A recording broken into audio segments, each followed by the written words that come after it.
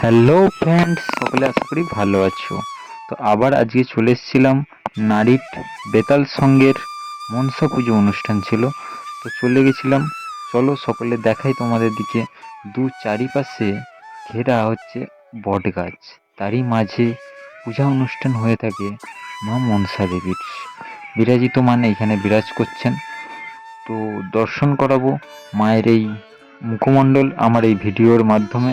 যদি ভালো হয়ে থাকে লাইক এবং সাবস্ক্রাইব করতে ভুলবেন না। ফেসবুক থাকতে হয়ে থাকলে পরে পেজটিকে ফলো করবেন, আর ইউটিউব থাকতে হয়ে থাকলে পরে সাবস্ক্রাইব করবেন।